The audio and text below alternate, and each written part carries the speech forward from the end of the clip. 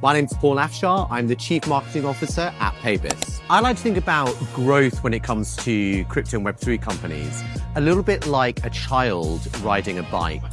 Sometimes when you're teaching the child to ride a bike, you need the stabilizers, the extra wheels on the side. And if the child can ride the bike without the stabilizers, that's great, that's progress. And growth is a little bit like that when it comes to crypto and Web3 as well. If you have to constantly offer incentives to keep your existing customers or to acquire new customers as well, that's not really growth. You've got an incentive engine. Actually, the key thing is to build a growth engine. And that's really where sort of product, marketing, ops all need to work together. It's not just a marketing question, it's a business question. Growth is about giving people reasons to keep on coming back. Acquisition is one thing, but actually, I've worked at exchanges where churn is huge. We acquire hundreds of thousands of customers, but churn is actually incredibly high. And growth fundamentally is about giving people reasons to believe, reasons to keep on kind of using. It's not fundamentally a marketing question in my mind. It's really a sort of a product and a UI question. So I'll give you a couple of examples of what we've done at Paybis. We've really optimized the user journey to make sure that it's as simple as possible to buy crypto. No candlestick graphs, no complicated UI, no complicated sort of verification processes as well. And that matters to people. It matters because it gets them through the door, but it also keeps them coming back. Similarly, we've also worked with our product and our CS team to make sure that we have human support 24/7. Again, another reason for people to keep on coming back and for us to build that trust. So I don't think of it necessarily as a sort of a marketing tactic. I think of it as a strategic kind of question, a strategic decision for the business. I think a business really has to understand its users. And one of the things that we've done is actually introduce sort of feedback sessions with our CEO and founder directly from our users. So we have a retail side and we have a B2B side, and we do it for both. We have millions of users, and every single one of them has the opportunity to give feedback directly or indirectly to our CEO, to the person who founded the company and makes the key decisions. I think that's actually a really important mechanism, not just to receive feedback, but also to build trust and to build understanding with our users as well. It's the big T word, trust. And it's not necessarily trust in crypto as either an investment vehicle or an asset or anything like that. I think it's trust fundamentally in the exchanges and the companies themselves. I'll give you an example. Can you guess how many companies, how many crypto exchanges publicize a breakdown of fees involved in a crypto transaction? The answer actually is incredibly few. We've done the research. In the big crypto exchanges, without naming any names, don't do that.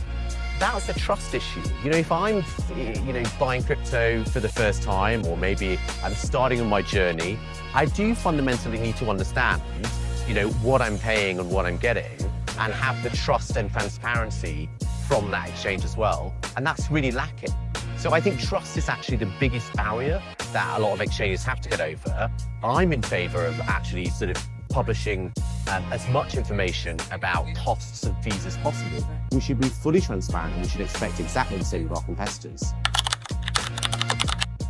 100%. Look, I think Web2 companies, particularly TradFi companies, the traditional banks, etc., don't necessarily always have it right. But the principle that they get is, if I have to take too many steps, or if I have to give you too much information, I'm not gonna go forward. If I think about, I'm completely new to crypto and I go to one of the big brand names that I've heard of, without mentioning any names, what do I have to do? First of all, I have to go through a very complicated website that may have candlestick graphs and complicated trading mechanisms. That's going to scare me away. Second of all, I have to sign up or download something before I can even understand what the process is. Third of all, I don't understand fees and costs as well. Actually, what users are really crying out for is, I want to go somewhere on a website or an app. I want to understand how much ETH, Bitcoin, Doge I can get for my $100, $500, $1,000, and what you're going to take from me. And I want to make that transaction in 1 or 2 clicks. That is not the norm across our industry, and actually that's what's stopping people from getting more into it. I think there's a lot of users, particularly sort of new users, who are getting a little bit sick and fed up of what the big exchanges are doing, whether it's their fee transparency, whether it's, trying to offer too complicated products. They'll be coming to us, number one.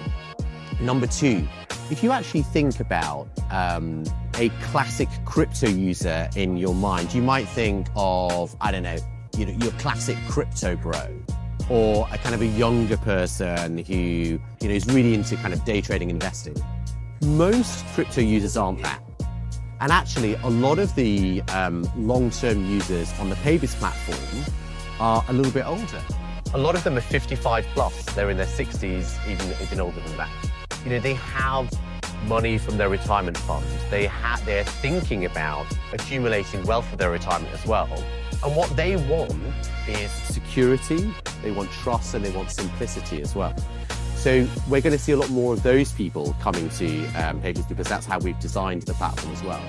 And the third is obviously geographical expansion. We're huge in the US and Europe, but actually the real world application, the real world utility for things like stablecoin, for crypto when it comes to transactions, is really growing in Southeast Asia and Latin America as well. So that's where we're going to see a lot of our geographical growth. Belief. And I go back to that issue of trust. I think 2026 is going to be the year where the expectation of trust and simplicity is just a kind of, it's non-negotiable. And so belief is, I need to believe that you have my best interest as a user at heart, as a crypto exchange, but also that I can trust you and you're going to be transparent.